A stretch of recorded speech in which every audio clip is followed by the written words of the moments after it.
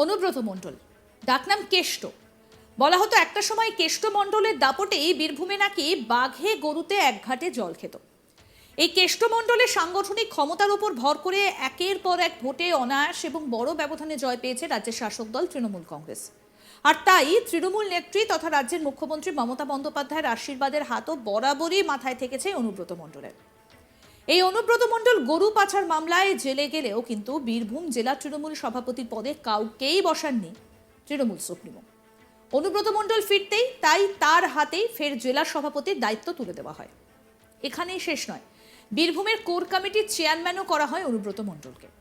সবশেষে রাজ্য উন্নয়ন পর্ষদের চেয়ারম্যানের মতো সরকারি পদও ফিরিয়ে দেওয়া হয়েছে অনুব্রত মণ্ডলকে, যদিও এই পদে তিনি আগেই ছিলেন। সম্প্রতি নবান্ন থেকে এই সংক্রান্ত নির্দেশ কারামন্ত্রী চন্দ্রনাথ সিনহার হাত দিয়ে পাঠিয়ে দেওয়া হয়েছে অনুব্রত মণ্ডলের কাছে।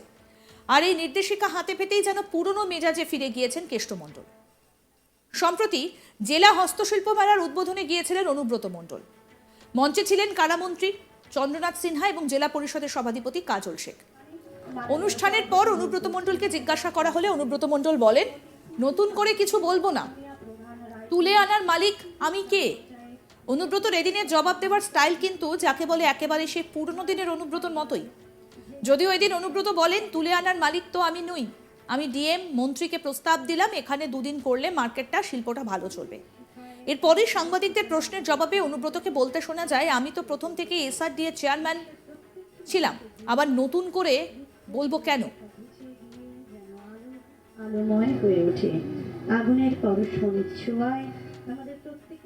কি বলছেন জেলা সভাপতি অনুব্রত মণ্ডল, শুনবো।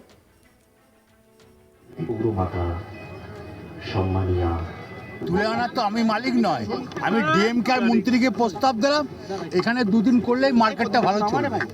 কি হচ্ছে এখানে শিল্পটা ভালো চলবে। কি হচ্ছে কি হচ্ছে এটা কি হচ্ছে? এটা শিল্পটা ভালো চলবে। দাদা আপনি মানে আবার এসআরডি চেয়ারম্যান একটু কিছু বলুন না, আমি তো আগে থেকেই আছি, আবার নতুন করে বলবো কেন। আগেই বীরভূমের কোর কমিটির চেয়ারম্যানের দায়িত্ব ফিরে পেয়েছিলেন, আর এবার ফিরে পেলেন রাজ্য গ্রামোন্নয়ন সংস্থার সভাপতি অর্থাৎ এসআরডি এর চেয়ারম্যানের পদ। এতক্ষণে নিশ্চয়ই আপনারা বুঝতে পারছেন যে অনুব্রত মণ্ডলের কথাই বলছি। বীরভূমের বেতাজ বাদশা, বীরভূমের তৃণমূল জেলা সভাপতি অনুব্রত মণ্ডল। এক এক করে যেভাবে অনুব্রত মণ্ডল তার পুরনো পদে বহাল করা হচ্ছে তাতে কিন্তু একটাই প্রশ্ন মাথাচাড়া দিচ্ছে জেলার রাজনীতিতে, তাহলে কি কাজল শেখের সাম্রাজ্য শেষ হয়ে গেছে? এই পদে বহাল হয়ে বোলপুরের সরকারি রাজ্য হস্তশিল্প মেলার উদ্বোধন করলেন তিনি। আগেও তিনি এই পদে ছিলেন, 2 বছর জেলবন্দি থাকার সময় এই পদে অন্য কাউকে বসানো হয়নি, ফের সেই পদে ফিরেছেন অনুব্রত মণ্ডল। ইতিমধ্যে রাজ্যের কারামন্ত্রী চন্দ্রনাথ সিনহার হাত দিয়ে সেই সংক্রান্ত নথি পাঠিয়ে দিয়েছে নবান্ন পাঠিয়ে দিয়েছে। মন্ত্রী চন্দ্রনাথ সিংহ বলছেন, আগেও তিনি এই পদে ছিলেন, আছেন, তবে সরকারি মেলার উদ্বোধন করলেন। রাজ্যে পালাবদলের আগে থেকে বীরভূম জেলা তৃণমূল কংগ্রেসের সভাপতি অনুব্রত মণ্ডল। 2013 সালে তাকে রাজ্য গ্রামোন্নয়ন সংস্থার সভাপতি এসআরডিএ পদে বসান স্বয়ং মুখ্যমন্ত্রী মমতা বন্দ্যোপাধ্যায়, অর্থাৎ সরকারি পদ। তার জন্য অনুব্রত মণ্ডল দেহরক্ষী, নিরাপত্তারক্ষী এবং গাড়িতে লালবাতি ব্যবহার করতেন। এই পদের জন্যই সরকারি মিটিং, অনুষ্ঠান, এমনকি মুখ্যমন্ত্রীর সফরেও থাকতেন অনুব্রত। গরু পাচার এবং আর্থিক তছরূপের মামলায় 2 বছর পর বীরভূমে ফিরেছেন অনুব্রত। তিনি ফিরতেই দেখা গিয়েছিল তাকে জেড ক্যাটাগরির নিরাপত্তা দেওয়া হয়েছে। তবে অনুব্রতর গাড়িতে কোনো বাতি নেই, সরকারি কোনো কর্মসূচিতে অনুব্রতকে দেখা যায়নি। দেখা গেলেও বিতর্ক উঠেছে। আর এরই মধ্যে 2 বছর অনুব্রত মণ্ডলের অনুপস্থিতিতে সেই পদে কাউকে বসানোও হয়নি। ফের সরকারি পদে বহাল এবার অনুব্রত মণ্ডল, সরকারি শিলমোহর সেই পদে। ইতিমধ্যেই এই সংক্রান্ত যাবতীয় নথি নবান্ন থেকে ইতিমধ্যেই পাঠিয়ে দেওয়া হয়েছে। কারামন্ত্রী তথা বোলপুরের বিধায়ক চন্দ্রনাথ সিনহার হাত দিয়ে পাঠিয়ে দিয়েছে নবান্ন। কি বলছেন রাজ্যের কারামন্ত্রী, আসুন শোনেন। আজকে বিশ্ব ক্ষুদ্র বাজারে যে হস্তশিল্প মেলা আনুষ্ঠানিক উদ্বোধন হলো, এ মেলা 16 তারিখ পর্যন্ত চলবে। এখানে 25টা মতন কাউন্টার হয়েছে, সেখানে 350 মতন আর্টিজান বা শিল্পী তারা অংশ নিয়েছে। বিভিন্ন জেলা থেকে তারা তাদের পসরা নিয়ে এসছেন এখানে, যাতে মানুষ তারা পছন্দ করে সেই জিনিস কিনতে পারে তার ব্যবস্থাও আছে। আমরা চাই আপনাদের মাধ্যমে এটা। আমাদের প্রতিনিধি শান্তনু হাজরা কি প্রতিবেদন তুলে ধরেছেন, শোনাবো। অনুব্রত মানে অনুব্রত, বীরভূম মানে অনুব্রতর গড়, আর তৃণমূল মানে হচ্ছে অনুব্রত, মুখ্যমন্ত্রীর প্রিয় কেষ্ট, যে কেষ্টকে নিয়ে বারবার আমরা দেখেছি একাধিক তৃণমূলের নেতা মন্ত্রী সিবিআই ইডির হাতে গ্রেপ্তার হওয়ার পর থেকে তাদের পথ কিন্তু বেশভাবে খুইয়েছেন, পদ হারিয়েছেন, কিন্তু একমাত্র মুখ্যমন্ত্রী যারা বিরোধীরা বারবার বলেছিলেন মুখ্যমন্ত্রীর প্রিয় কেষ্ট।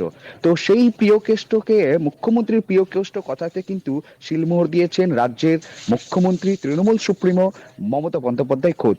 কারণ দেখা গিয়েছে যে কলকাতা ইন্ডোর স্টেডিয়ামে যখন অনুব্রত মণ্ডল তিহারে বন্দী ছিল, সেই মুহূর্তেই কিন্তু অনুব্রত মণ্ডলকে বীরের সম্মান দিয়ে ফিরিয়ে আনতে হবে, এমনটাই কিন্তু প্রকাশ্য মঞ্চ থেকে মুখ্যমন্ত্রী জানিয়ে দিয়েছিলেন তৃণমূল কর্মী সমর্থকদের।